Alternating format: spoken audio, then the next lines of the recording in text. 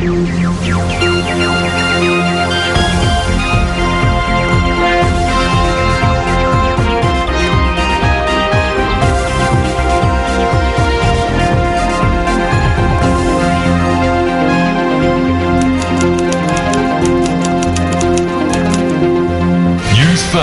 at 9.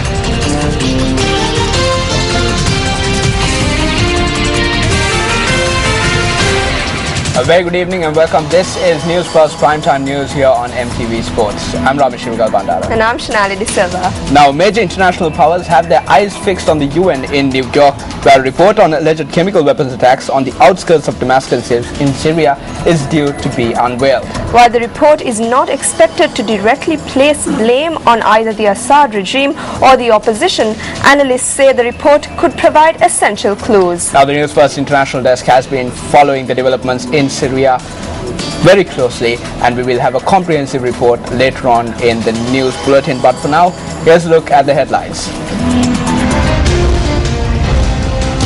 Headlines on Newsfirst at 9. 100 lawyers to represent the former Chief Justice. Election violence on the rise. මීට පෙර තිබූ මැතිවරණ දිහා බැලුවාම මේ ප්‍රමාණය ඉතාමත් අඩු වෙලා තියෙනවා. Weightlifter Dinuda Besekara sets 2 new national records. Newsfirst at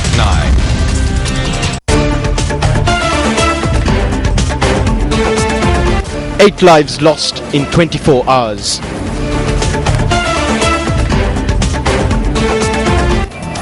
Reports of 9 road accidents have been received here at the Newsfirst Centre over the past 24 hours. Now, a number of these accidents were fatal.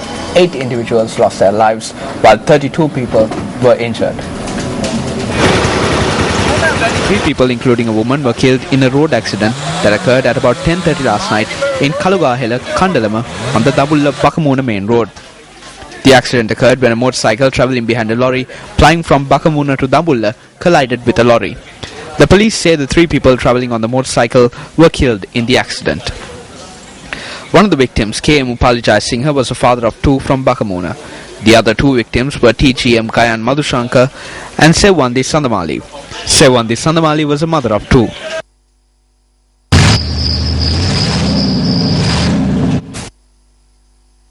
This accident occurred at the Andraveva junction on the Anuradhapura Puttalam main road at about 3 a.m. today. A lorry travelling behind a bus flying from Puttalam to Anuradhapura had collided with the bus, killing a 4-year-old girl and her father who were travelling in the lorry. I was travelling behind the bus. There was a bus coming from Anuradhapura and I could not see the bus in front because of the lights of the oncoming bus. It could be that a policeman stuck his hand out to stop the bus. Because of the bright lights, I could not even see the brake lights of the bus in front. The wife of the deceased and another girl travelling in the lorry were injured in the accident and have been admitted to the Nochiagam hospital.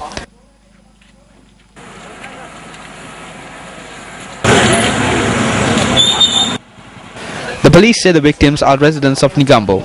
The police added that they had been en route to Kokilai to purchase fish. A private bus flying from Dehiattakandiya to Colombo toppled in Pelvehera on the Dabulla-Haburana main road due to excessive speed. 1 person was killed in the accident while 16 were injured.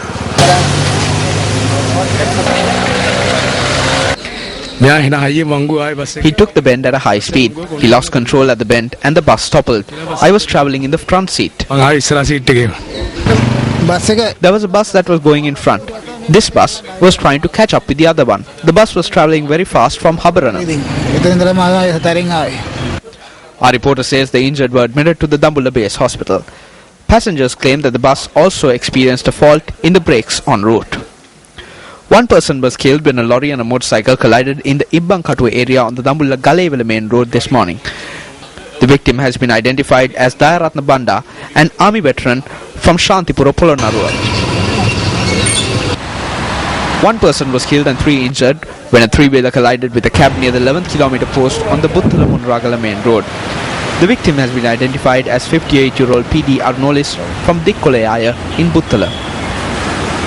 The injured were admitted to the Buttala District Hospital and subsequently transferred to the Sirigala General Hospital for further treatment. 5 people were injured in a road accident that occurred this morning near the Meegoda junction on the high-level road.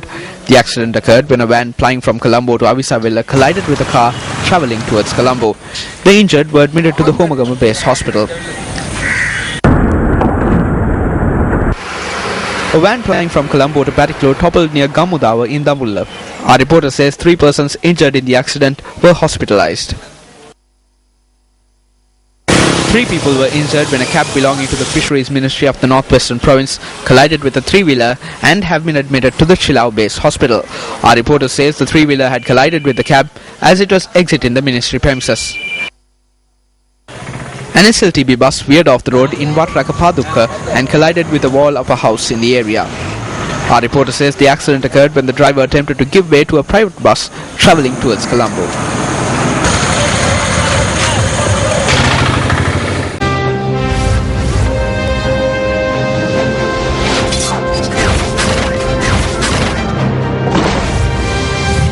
This is Newsfirst, Election Headquarters.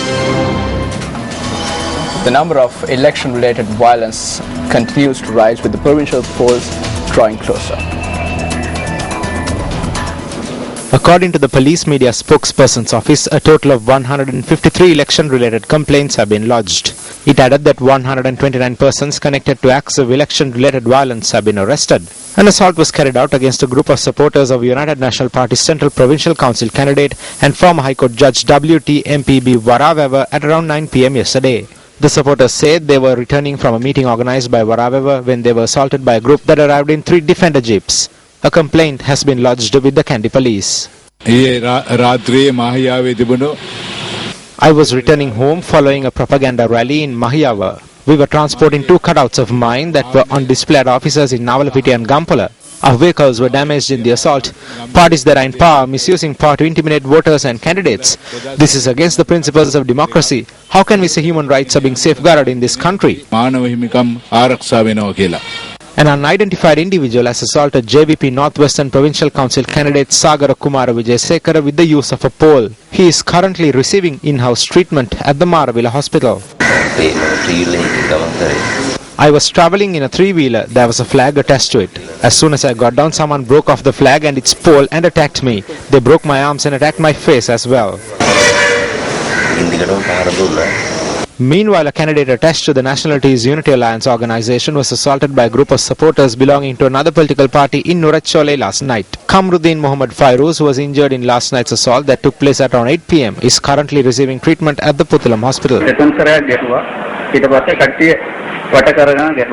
The Nationalities Unity Alliance organized a protest this afternoon in the Puthulam town condemning the assault.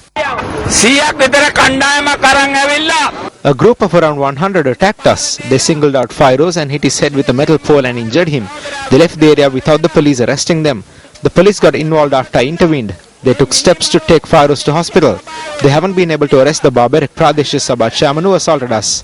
Is there a law in the country which allows people to be assaulted with metal poles and dragged on the streets? Isn't there a law in this country? District election officials took steps to remove an election campaign office located in the Daladagama area in Mahava. A tense situation arose as a candidate opposed this move.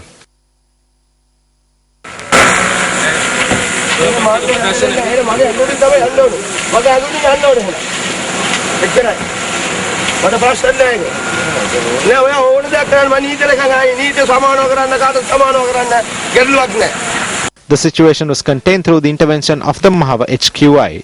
When Newsfirst inquired about the issue from the district election officials, they said that steps were taken to remove the officers as the necessary paperwork had not been submitted to them. Senior Vice Chairman of the Sri Lanka Freedom Party, Minister Nimal Siripala De Silva, says that there has been a reduction in the number of incidents of election violence reported during this election period. The number of incidents has relatively reduced during this election. Certain minor incidents were reported. However, when taking into consideration previous elections, I believe there has been a significant reduction in the number of incidents. Some form of reconciliation has been created.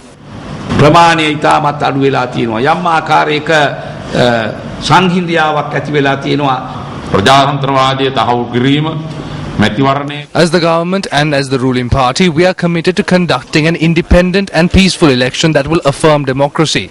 We will continue to work with dedication in guaranteeing a free and fair election. Therefore, election observers, may it be local or international, can witness a free and fair election in all 3 provinces. We will work towards this end over the next few days.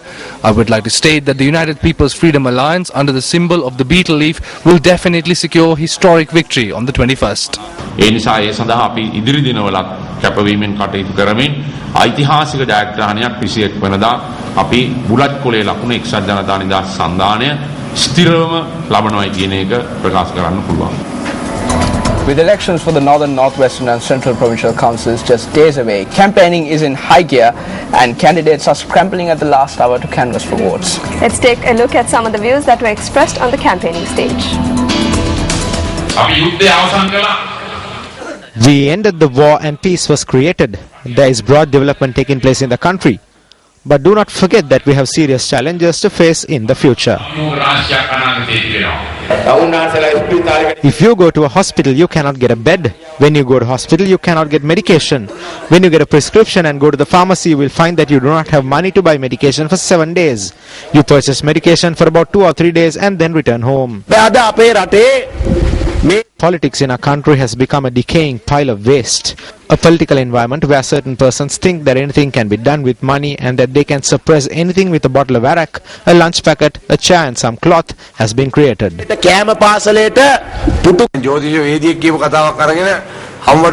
They are now going around the whole district ranting about how a certain candidate is going to come first based on what was said by an astrologer. It is the same astrologer who deceived all of Sri Lanka by predicting that Sri Lanka would win the World Cup. There was some sort of thievery that took place at the National Savings Bank. How come this astrologer couldn't predict that? He did not make that prediction. By tomorrow or the day after, these predictions will be published in the newspapers with various moons being mentioned. Things like this happen. You could buy over an astrologer if you wanted to. They have bought over this astrologer. He jumped from the United National Party to the United People's Freedom Alliance. Why did he jump from the UNP to the UPFA? To fill his pockets. Although they hold song dansals, you should not get caught to these gimmicks. They said that if you vote for them, they will give you a 200 card. And you can go to the bar and get a 200 milli shot. This happens in these areas too. Up next is the newspaper cartoon of the day.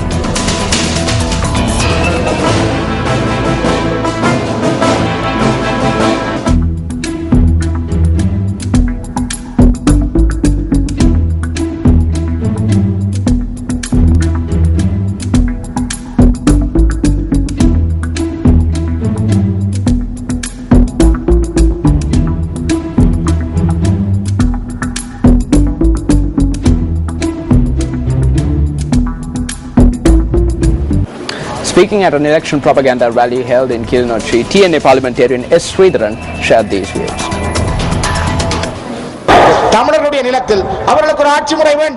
The Tamil people should have their own system of governance on their land. Let the Sinhala people have their own system of governance on their lands. We accept it. This land belongs to the Sinhalese people too, and they should live on it. We accept their language, culture and land. They should also accept our land, our culture and our language. We should live on this land according to a federal system. We never said that the country should be divided. We are prepared to live in this land according to a federal system. The final rites of the late Asitha Pereira, former ambassador and member of parliament, will be held on Wednesday at the Burala Cemetery. Now, the late Mr. Pereira was a founding member of the Liberal Party. An old boy of St. Thomas's College, Asitha Pereira entered Parliament through the Sri Lanka Muslim Congress National List in 1994. After retiring from politics, he entered the Foreign Service. Asitha Pereira served as the Sri Lankan ambassador to South Korea between 2006 and 2009 and went on to serve as the Sri Lankan ambassador to Italy in 2011. He was married to Ishini Wickramasinghe and was the son-in-law of Shan Wickramasinghe, the brother of opposition leader Ranil Wickramasinghe. A father of two, Asitha Pereira was 54 years old at the time of his demise. President Mahinda Rajapaksa paid his final respects to the late former ambassador Asitha Pereira this afternoon.